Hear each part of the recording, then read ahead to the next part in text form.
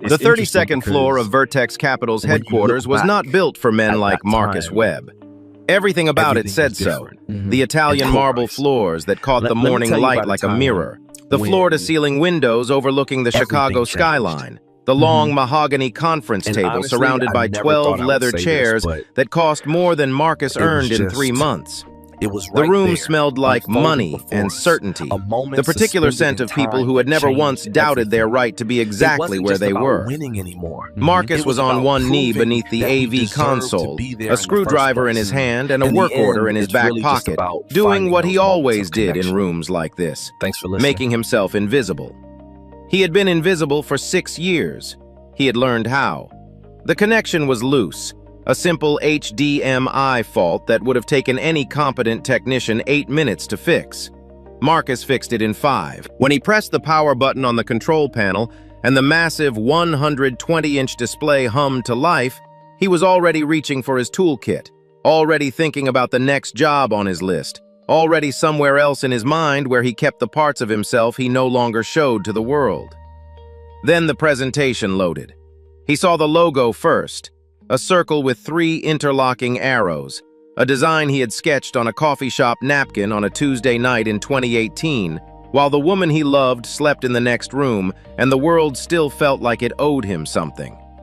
He read the title, ARC 3.0, Southeast Asian Market Expansion Strategy, presented by Derek Holt, Chief Technology Officer, Vertex Capital. Marcus did not move. He did not breathe. He picked up the presentation clicker from the conference table, scrolled to slide 4, and when he saw what was written there, the wrong number, the critical number, the number that would bring everything down, something shifted inside him. Not anger, not grief, something quieter and more dangerous than both. He was still standing at the screen when the boardroom doors opened and 12 men in suits walked in. And when Richard Kane, CEO of Vertex Capital, looked across the room at the man in the gray uniform and said, cold as a closed door, "What qualifications do you have to speak in this room?" Marcus Webb did not look away. If you're new here, this channel tells the stories that don't make the headlines but probably should. Hit subscribe and turn on notifications so you don't miss what's coming next.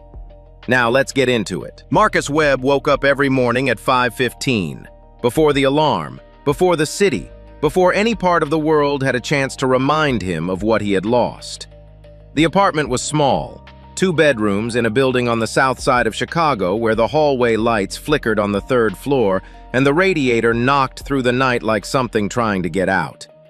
He had chosen it because it was close to Lily's school and because the landlord hadn't asked too many questions. Those were the only 2 criteria that mattered anymore. He would stand in the kitchen while the coffee brewed, and in that narrow window between sleep and full wakefulness, he would sometimes forget. He would feel like himself, the other self, the earlier one, the man who had once stood in front of rooms full of people and spoken with the kind of authority that didn't need to be performed because it came from actually knowing things. Then the coffee would finish, the radiator would knock, and Marcus Webb would come back to where he was. Lily was 8 years old and fearless in the specific way that children are fearless when they have been loved well and scared often, and have decided somewhere in the architecture of themselves that they will not let the world make them small.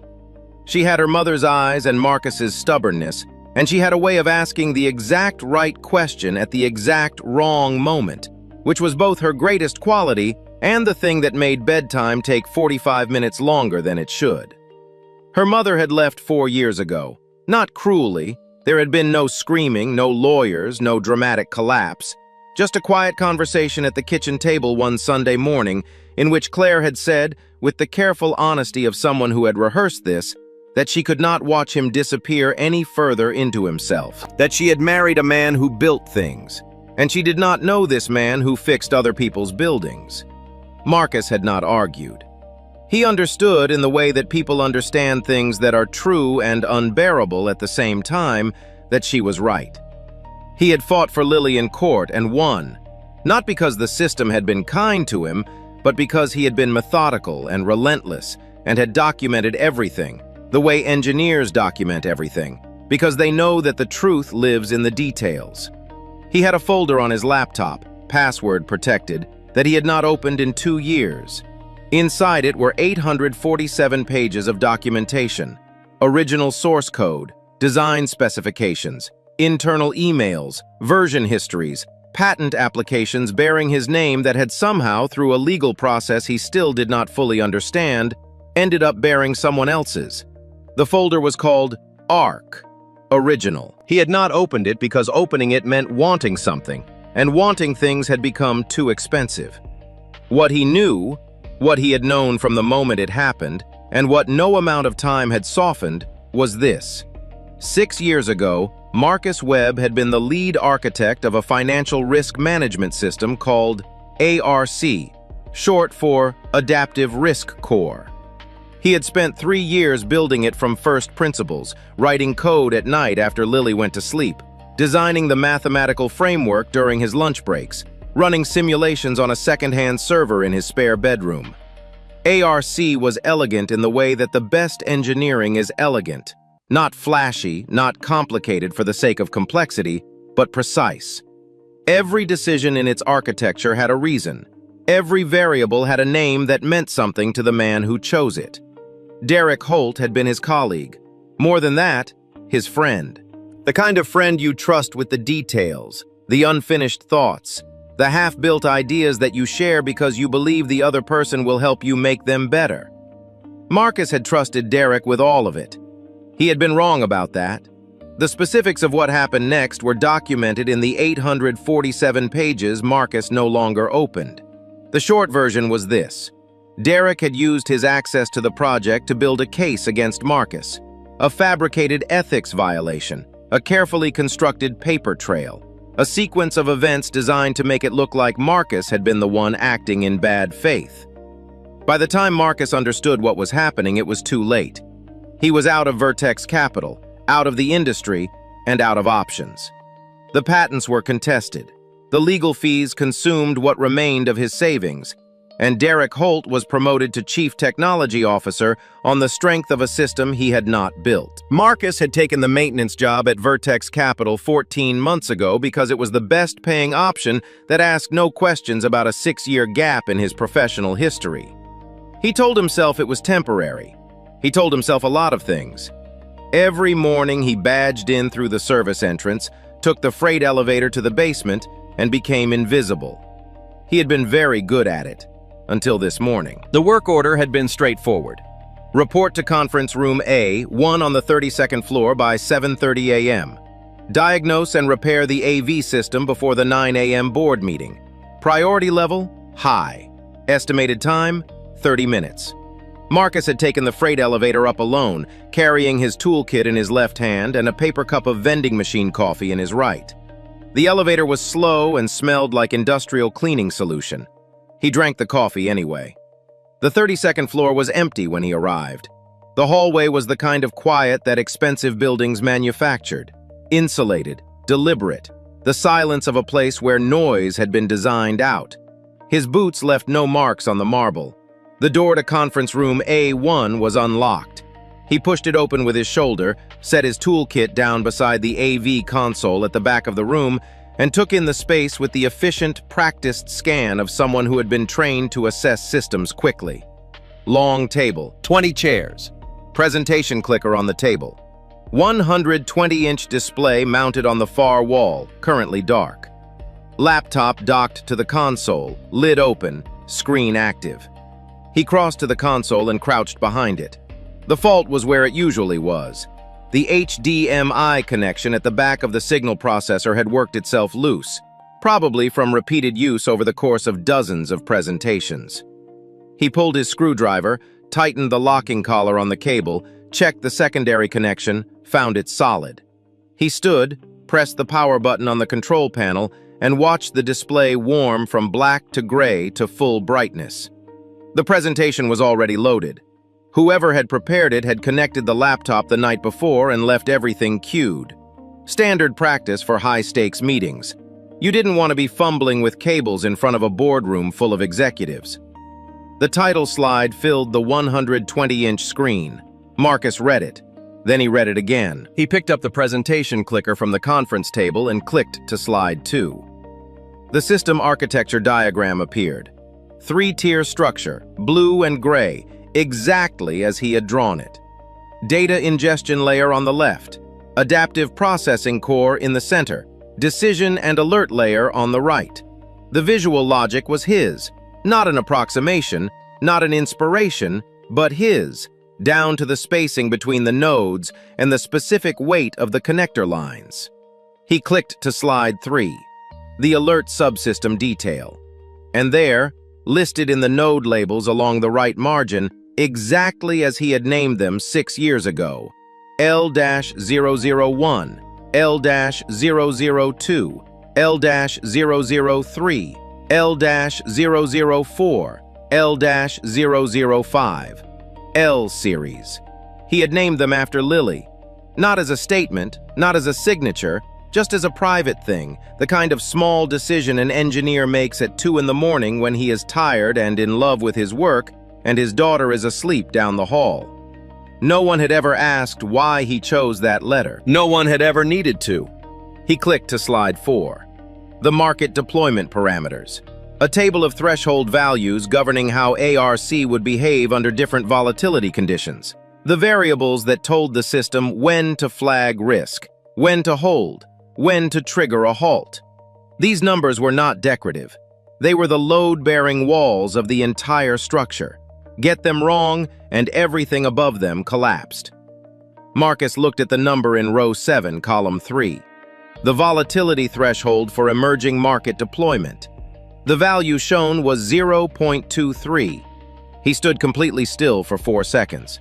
Then he pulled out his phone, opened the calculator, and ran the figure against the historical volatility ranges for the Southeast Asian markets listed in slide 2.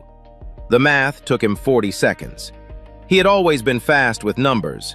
When he was done, he knew exactly what he was looking at. At a threshold of 0.23, the ARC system would begin failing silently within 60 days of deployment. At 0.31, the correct value, the value he had set, the value he could reconstruct from memory right now if someone handed him a whiteboard, the system held. The difference between those two numbers was not a typo. It was not a rounding error. It was a deliberate change. And Marcus understood, with the cold clarity of an engineer who had just read a structural flaw in a bridge that was about to be opened to traffic, exactly what that change would do and exactly why someone might have made it. He was still standing at the screen, the clicker in his hand, when the boardroom doors opened. They came in the way powerful people always came into rooms, without announcing themselves, without looking around, as though the space had been waiting for them specifically and everything in it existed to serve that purpose. Richard Kane entered first. He was 61, broad-shouldered with silver hair cut short and a charcoal suit that fit the way expensive things fit, as though it had been built around him rather than bought. He moved with the particular ease of a man who had not been told no in a very long time. Behind him came the board members, arranging themselves into their chairs with the practiced efficiency of people who spent their lives in rooms exactly like this one. Derek Holt came in last. He was 44, lean, with the kind of face that photographed well and gave away nothing.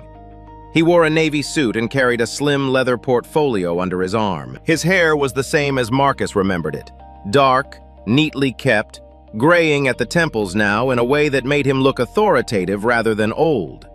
He was laughing at something the board member beside him had said, and the laugh was easy and warm, the laugh of a man completely at home. He had not seen Marcus yet. Marcus stood at the back of the room beside the AV console, the clicker still in his hand, and he made a decision. He would set the clicker down. He would pick up his toolkit. He would take the freight elevator back to the basement and spend the rest of the day doing what he was paid to do. And tonight he would pick up Lily from school and make her the pasta she liked. And none of this would be his problem. He needed this job. Lily needed him to need this job. He set the clicker down. He reached for his toolkit. Derek Holt stepped to the head of the presentation screen and said, "Good morning, everyone. Let's get started. I want to make sure we have time for questions before we move to the signing." The signing. Marcus's hand stopped above his toolkit. The deployment agreement with our partners in Singapore and Jakarta is finalized. Legal has signed off. All that remains is the board's authorization. ARC 3.0 goes live in Southeast Asia in 9 days. 9 days. Marcus thought about the number on slide 4. He thought about what it would look like in 60 days when the system began to fail silently. Not loudly, not with alarms, but in small, invisible increments that would be undetectable until the losses were already catastrophic. He thought about the investors, the partner institutions, the thousands of accounts that would be exposed. He thought about Lily. Then he thought about what happened the last time he had trusted this company. What it had cost him. What it had cost his daughter to grow up in a 2-bedroom apartment on the South Side with a father who flinched every time someone asked what he did for a living. Derek clicked to slide 4. The wrong number filled the 120-inch screen. Richard Kane leaned forward in his chair, studying it, and nodded slowly. The nod of a man preparing to sign something he did not fully understand, but trusted someone else had verified. Marcus picked up his toolkit. He put it back down. "Stop!" The word came out the way it had always come out of him when he said it in meetings years ago. Not loud, not aggressive, but with a weight that made people pause. The room turned. 12 faces. 13 counting Derek's. Derek Holt's eyes found Marcus across the length of the mahogany table, and for one fraction of a second, just one, something moved behind them. Then it was gone. The silence lasted exactly 3 seconds. Then Richard Kane turned in his chair slowly, with the measured deliberateness of a man who was not accustomed to being interrupted and wanted the room to understand that. His eyes moved from Marcus's face to his uniform, to the logo on his chest, to the toolkit on the floor beside him. The assessment took less than 2 seconds and was absolute. "Who are you?" Kane said. "Maintenance," said the board member nearest the door, answering before Marcus could, as though the uniform made the question rhetorical. "I'm the person who just fixed your AV system," Marcus said. "And before this meeting goes any further, there's a critical error in the deployment parameters on slide 4 that needs to be addressed." The room contracted. The board members exchanged glances of the particular variety that communicate without words, a shared assessment. This person does not belong here. 2 of them leaned back in their chairs. One checked his watch. Another reached for his phone. Richard Kane placed both hands flat on the table. "What qualifications," he said, each word separated and deliberate, "do you have to speak in this room?" It was not really a question. It was a perimeter, a line drawn in the marble floor between the man at the head of the table and the man in the gray uniform at the back of it. Several people were already looking away. Not out of discomfort, Marcus understood, but out of the social instinct that makes witnesses to a predicted humiliation avert their eyes in advance. The outcome in their minds was already determined. Derek Holt sat very still at the far end of the table. His expression was professionally composed.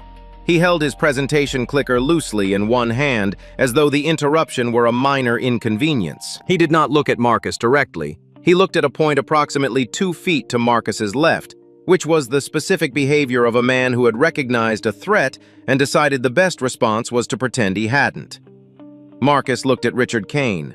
He did not look at his own hands. He did not shift his weight. He did not do any of the things that the body does when it is preparing to retreat. 6 years. 6 years of freight elevators and work orders and making himself small in rooms that used to feel like his. "My name is Marcus Webb," he said, "and I built this system." Nobody moved. Richard Kane's expression did not change, but something behind it did. A small recalibration, a flicker of something adjacent to uncertainty. He had been in business for 38 years. He had learned to recognize when a person was performing confidence and when a person simply had it. "You built this system," Kane repeated. "Not a question, a test." "From the ground up," Marcus said. 3 years of development, the architecture, the mathematical framework, the alert subsystem, all of it. The node labels in the alert layer on slide 3, the L series designation. I named them. I can tell you why I chose that letter, and I can tell you every other design decision in this presentation, including the ones that aren't on these slides." He walked to the screen. Not quickly, not with any performance, just directly, the way he had always moved when he was working, with the deliberate economy of someone who knew exactly what needed to be done. He pointed to the table on slide 4. Row 7, column 3. The volatility threshold for emerging market deployment. The value shown is 0.23. He turned to face the room. The correct value is 0.31. That number was deliberately changed, and whoever changed it understood exactly what they were doing, because the difference between those two values is not visible in normal operations. You would only know to look for it if you understood the system at its deepest level. "That's a serious accusation," said the board member on Kane's left, a heavy-set man named Patterson who handled risk oversight. "It's a number," Marcus said. "Let me show you what it means." He looked at Kane. "May I use the whiteboard?" A long moment. Then Kane gestured toward the wall. Marcus uncapped the marker and wrote two numbers side by side, 0.23 and 0.31. Under them, he drew a simplified version of ARC's volatility response curve, a line graph showing system behavior across a range of market conditions. His handwriting was fast and precise, the handwriting of someone who had spent years drawing diagrams that other people's careers depended on. ARC manages risk adaptively. It adjusts its response based on real-time market volatility. The threshold in row 7 is the upper boundary of what the system classifies as normal fluctuation. Below this number, ARC operates in standard mode. Above it, the system escalates to high alert protocol. He tapped the curve. At 0.31, the threshold captures the actual volatility range of the Southeast Asian markets you're targeting. The system stays calibrated. It works. He moved the marker to the left number. At 0.23, the threshold is too low. Any spike above that level, and in these markets that happens multiple times per quarter, gets misclassified as an extreme event. The system overcorrects. And here is the critical part. ARC's alert subsystem was designed with a silent logging mode for sub-threshold anomalies to prevent alert fatigue from minor fluctuations. At 0.23, these overcorrections fall inside that silent zone. The system fails without telling anyone it's failing. You will not see it in your dashboards. You will get no warning. You will see normal outputs right up until the moment you don't. He set the marker down. At current projected deployment scale, you're looking at undetected model drift within 60 days. By day 90, your partner institutions are exposed to unhedged positions your system told them were covered. The financial exposure, based on the numbers in slide 6, is in the range of 8 to 12 figures. Patterson had stopped leaning back. He was sitting fully upright, his hands clasped on the table. Richard Kane had not moved, but his eyes had not left Marcus since he stepped to the whiteboard. Then Derek Holt spoke. "He's right about the architecture," Derek said, his voice measured and easy. "Marcus was part of the original development team, but he's been out of the company for 6 years. The threshold value was updated in version 2.4 following a comprehensive review by our current engineering team. The current parameters reflect our updated risk modeling." "Who ran the review?" Marcus asked. Derek paused. "Our internal team." "Which team? Who specifically signed off on changing that threshold, and what data set did they use to validate the new value against Southeast Asian market conditions?" Silence. Derek's jaw tightened by a fraction. "Those details are documented in our internal technical records," he said. "Then pull them up," Marcus said. "Right now. I'll wait." The question had shifted. It was no longer who is this man in the gray uniform. It was something nobody in the room had been prepared to answer when they walked through the door. Why does the man who built this system know it better than the man who claims to own it? Derek Holt did not pull up the documentation. He did something more practiced than that. He set his presentation clicker on the table with a quiet, deliberate click and looked at Richard Kane with the expression of someone who regrets having to say what he is about to say. "Richard," he said, "I think we need to take a step back." Kane said nothing. He was still watching Marcus. Marcus Webb was terminated from Vertex Capital in 2018 following an internal ethics investigation, Derek continued. He was removed from the ARC project specifically because of concerns about his conduct and the integrity of his contributions. What's actually happening here is that a former employee, who has apparently been working in this building without disclosing his prior termination, has walked into a confidential board meeting and is attempting to interfere with a major strategic initiative. That's not a technical disagreement. That's a serious security concern. He looked toward the door. Could someone please contact building security? Patterson was now looking at Marcus with the wariness of a man who had just been offered an alternative explanation and was measuring it against the one he had already begun to find convincing. "The ethics investigation was fabricated," Marcus said. His voice was level. "Every document produced in that process was either taken out of context or manufactured. I have the original records." "Of course you'd say that," Derek said with something almost gentle in his tone. "Marcus, I genuinely have no interest in relitigating this, but you have to understand how this looks. You show up in this room, in that uniform, and you make claims that can't be verified on the spot, and you expect a board of directors to stop a 9-figure strategic initiative based on your word against the documented record of your termination." Several board members were nodding now, the quiet relief of people who had been offered a way back to the reality they had walked in expecting. Patterson had reached for his phone, and Marcus felt it, the familiar weight of it, the specific gravity of a room deciding collectively that the shape of a person was more legible than anything that person actually said. He had felt it in the HR meeting 6 years ago. He had felt it in the courtroom. He had felt it in every job interview where the gap in his resume sat between him and the interviewer like a third person at the table. He thought about Lily, about the school she currently attended and the one she could attend if things were different, about all the things that hadn't had time meant in the life they were living. He looked at the whiteboard, at the 2 numbers written in his own hand, 0.23, 0.31. He looked at Derek Holt. Derek met his eyes for the first time since the meeting began, and Marcus saw it clearly now, the thing moving behind the composure. It was not contempt. It was not confidence. It was fear. Marcus reached into his breast pocket and placed his phone face up on the mahogany table. Not aggressively, simply as a man putting down something he intended to use. "Before security gets here," he said, "I want to ask one question. Not about me, not about Derek, about the system." He looked at Kane.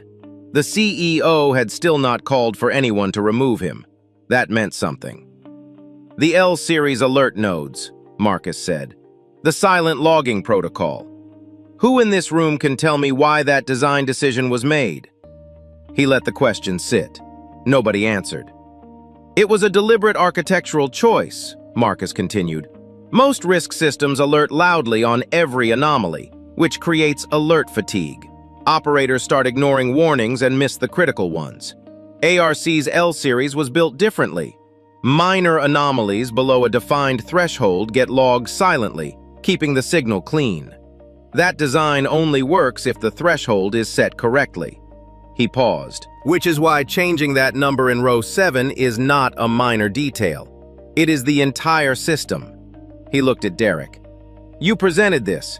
Tell the room why L-series uses silent logging for sub-threshold events." Derek's composure held.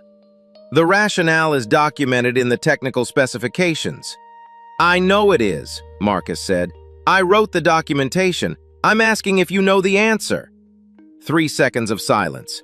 In a room full of people who measured time in quarterly earnings, 3 seconds was a very long time. Richard Kane leaned forward. "Mr. Webb." It was the first time he had used Marcus's name. Marcus registered that. "If what you're saying about the threshold value is accurate," Kane said carefully, "what exactly are you proposing?" "Give me 10 minutes of access to the ARC system logs," Marcus said. "Not the presentation, not the documentation Derek's team prepared. the raw development repository, the commits that predate my termination. I will show you a signature embedded in the original architecture that cannot be replicated, cannot be retroactively inserted, and cannot be explained by anyone who didn't build this system from the ground up. He held Kane's gaze. If I can't find it in 10 minutes, I'll leave this room and you'll never hear from me again. If I find it, then you have a much larger decision to make before you sign anything today. Derek stood up. Richard, this is not a reasonable request. We are not going to hand system access to a terminated employee in the middle of a board meeting. He's not asking you, Kane said. The room went very still. Derek looked at Kane. Something passed between them. The sudden, clarifying moment in which a CEO recognizes that the person he trusted with something important may not have deserved that trust. Richard, Derek started. Sit down, Derek. Derek sat down. Kane turned to Patterson. Call IT. Get someone on the line who can pull up the original ARC development repository. He checked his watch. You have 10 minutes, Mr. Webb. Marcus exhaled once, slowly through his nose. He picked up his phone and walked to the presenter's position at the side of the screen, not to the head of the table where Kane sat, but to the place where the work would happen, which was the only place Marcus had ever wanted to be anyway. He thought about Lily, about the way she had looked at him last Tuesday morning when he dropped her at school, backpack too big for her frame, turning at the door to wave at him with her whole arm the way she always did, like she wanted to make sure he saw it. This is for her, all of it, every step of what happens next. Thank you, Marcus said to Kane. Then he got to work. The IT administrator who joined the call was named Greg, and he was 26 years old and had no idea what he had been pulled into. He shared his screen to the conference room display, navigated to the development repository management portal, and waited with the careful neutrality of someone who had learned that the best way to survive moments like this was to do exactly what he was asked and nothing more. I need access to the ARC repository, Marcus said. The original branch, pre-2018, before the first major revision. Greg typed. The terminal window opened. Lines of repository history scrolled upward. Thousands of commits, each time-stamped and labeled. The entire documented life of a system laid out in reverse chronological order. Go to October 2017, Marcus said. Look for a commit labeled L-Series Initialization, Core Architecture Build. Greg scrolled, found it, opened it. Now open the subdirectory labeled Alert Config. Inside that, there's a file called lseries-core.env. Open it in the text editor. Greg opened it. A configuration file appeared. Hundreds of lines of parameter definitions, variable assignments, system flags. To everyone in the room except Marcus, it looked like the inside of a machine. Precise, impenetrable, written in a language that required years of fluency to read. Scroll to line 412, Marcus said. Greg scrolled. Line 412 appeared on the 120-inch screen. It was a comment line, the kind developers use to annotate their code, invisible to the running system but readable to any human who opens the file. Comment lines do not affect how the software runs. They are notes left by the person who wrote the code, sometimes for their future self, sometimes for whoever comes after them. This one read, MW, October 2017, Lily's Law, never let the system fail quietly without a reason. The room did not make a sound. Marcus read it on the screen and felt something move through him that he could not have named. Not triumph, not relief, not grief, though it carried something of all three. He had written that line at 1:47 in the morning on a Tuesday in October 2017. Lily had been 4 months old. He had held her until she went back to sleep, and then instead of going back to bed, he had gone to his desk and kept working. And he had written that line because it was true. Because the thing he feared most in any system he built was invisible failure, and he had named that fear after his daughter because she was asleep 10 feet away, and he was thinking about what kind of world he was building for her. He had never told anyone about it. Not Claire, not his colleagues, not Derek. That comment, Marcus said, is in a commit from October 2017, 14 months before my termination.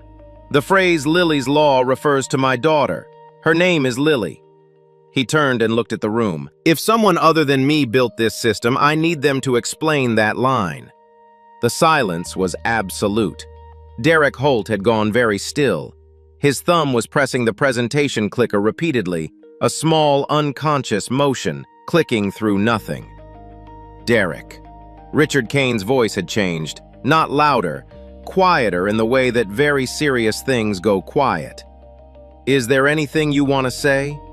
Derek looked at the screen. He looked at the comment on line 412. He looked at Marcus, and for the first time since Marcus had said stop across the length of the mahogany table, there was nothing behind his eyes that he was managing or curating or performing. There was just a man who had run out of distance between himself and something true. I want to speak with legal, Derek said. 4 words. But in 4 words, the entire architecture of 6 years collapsed, quietly, without alarm, in the plain and irrefutable language of a man who had just told the room everything it needed to know. The meeting did not end dramatically. There was no shouting, no overturned chairs, no moment in which the room erupted into visible chaos. What happened instead was quieter and more final than any of that. The specific quiet of a large and complicated thing coming to a stop. Richard Kane asked Greg to preserve and archive the full repository access log from the session. He asked Patterson to contact legal. He said all of this in the same measured tone he used for quarterly earnings calls, as though the situation could be managed if it was spoken about calmly enough, and perhaps that was true. Derek Holt left the room accompanied by 2 members of the legal team who arrived within 12 minutes of Patterson's call. He did not look at Marcus on the way out. He looked at the floor, and then at the door, and then he was gone. His leather portfolio remained on the table, the presentation clicker on top of it. Objects that no longer belonged to anyone. Patterson was the first board member to speak to Marcus directly. He pulled out a chair and sat down, and he looked at Marcus for a moment with the expression of a man reviewing a calculation he had gotten wrong. The threshold value, Patterson said. If we had deployed at 0.23, 60 days to first failure, Marcus said. 90 days to material exposure. Patterson nodded slowly and said nothing else, but he did not need to. Richard Kane came back into the room 30 minutes later, closed the door behind him, and took the chair directly across the table from Marcus. Mr. Webb, he said. Mr. Kane. Kane was quiet for a moment, taking the time to find the right words rather than reaching for the wrong ones quickly. I owe you an apology, Kane said, for this morning, for the question I asked you. Marcus looked at him. The one about my qualifications. Yes. You didn't know who I was, Marcus said. That's not what I need an apology for. Kane seemed to understand that. He folded his hands on the table. What happens next is going to take time. The legal process, the IP review, the full investigation. I won't insult you by pretending it will be simple or fast, but I want to be direct with you. If the documentation supports what you've shown us today, and I believe it will, Vertex Capital has a significant obligation to make this right. To you personally, and to the record. I'll want my own legal representation, Marcus said. Of course. And I want it on record that ARC is my work, not a collaborative development, not a team effort, mine. I understand, Kane said. He held Marcus's gaze. For what it's worth, what you did this morning, standing up in that room, knowing what it would cost you, that took something most people in that room don't have. Marcus looked at the whiteboard across the room. The 2 numbers were still there, written in his own hand. 0.23, 0.31. The difference between a catastrophic failure and a system that holds. I have a daughter, Marcus said simply. It changes your math. He picked up Lily from school at 3:15, the same as every Tuesday. She came through the double doors with her backpack riding too high on her shoulders, the way it always did because she refused to adjust the straps, insisting they were fine, insisting she was fine, which was the most Marcus thing about her. and the thing that made him love her most fiercely. She saw him at the curb and raised her whole arm in the wave she always gave him. Full extension, no half measures, and he raised his back. She climbed into the car and dropped her backpack at her feet and said, without preamble, the way children say the things that matter most, "You look different." Marcus pulled out into traffic. Different how? Lily considered this with the seriousness she brought to most questions. Like when something's been bothering you for a long time and then it stops.